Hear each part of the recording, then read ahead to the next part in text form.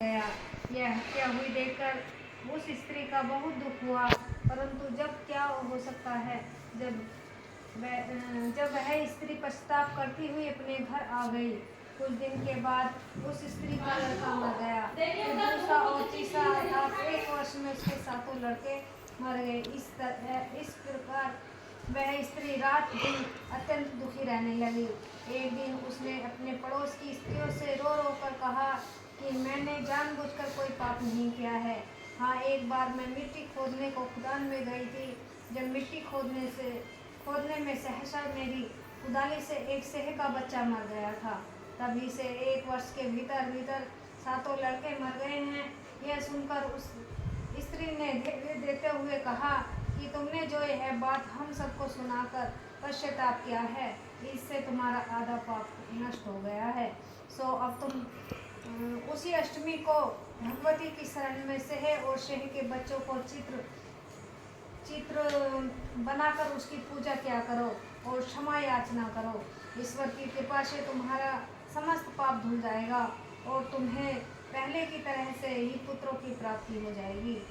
उन सब की यह बात सुनकर उस स्त्री ने कार्तिक मास की कृष्ण पक्ष की अष्टमी का व्रत किया तथा हर साल व्रत में पूजन करती रही। फिर उसे ईश्वर की कृपा से 7 पुत्र प्राप्त हुए। तभी से यह परंपरा चली आ रही है। और श्याम माता की जय।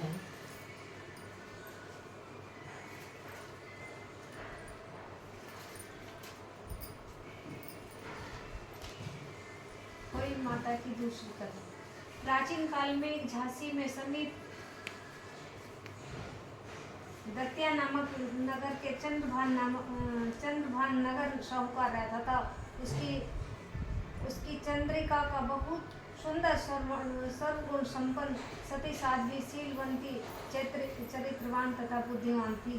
उसके कई पुत्र व पुत्रियां थी, परंतु वे सब बाल्यावस्था में ही मृत्यु को प्राप्त हो गए थे। इस प्रकार संतान के मर जाने पर उन्होंने बहुत दुख था। वह पति व पत्नी नित्य प्रतिदिन मन ही मन सोचा करते थे कि हमारे मर जाने के बाद इस अपार धन की अधिकारी कौन होगा। एक दिन उन दोनों ने निश्चय कर लिया कि इस समस्त धन संपत्ति को त्याग कर कहीं वन चलकर भजन करेंगे।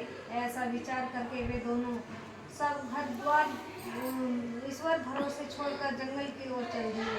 जब चलते चलते थक गए तो कुछ दूर ठहर कर विश्राम करते और फिर चल पड़ते। इस प्रकार चलते चलते वे दोनों प्राणी बद्री का आश्रम के समीप शीतल कुंड पर जा पहुँचे। वहाँ पहुँचकर उन दोनों ने खान पान आदि सब त्याग दिया और निराहार अपने प्राणों को त्यागने देने का निश्चय कर लिया। इस तरह बिना आहार और जल पान के जब 7 दिन व्यतीत कर दिए, तब 7वें दिन आकाशवाणी हुई कि तुम दोनों प्राणी अपने प्राण मत त्यागो।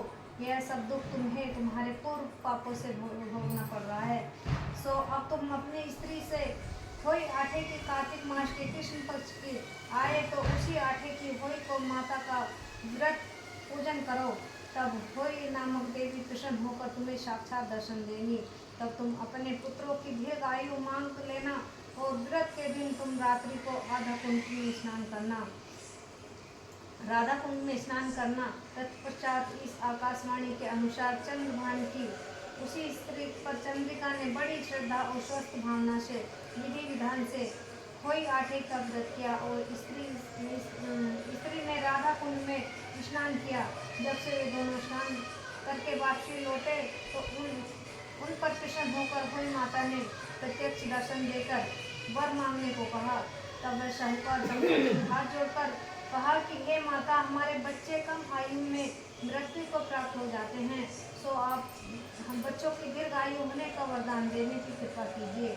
होई माता ने दोनों की मनोवृत्ति को जानकर उन्हें मुँह मांगा वरदान दे दिया। यह सुनकर होई माता वहीं अंतर्ध्यानी हो गई। उसके बाद साहूकारनी लौटकर अपने घर को गए और होई माता की कृपा से कुछ ही दिनों बाद पुत्रवान हो गए और गुणवान बुद्धिमान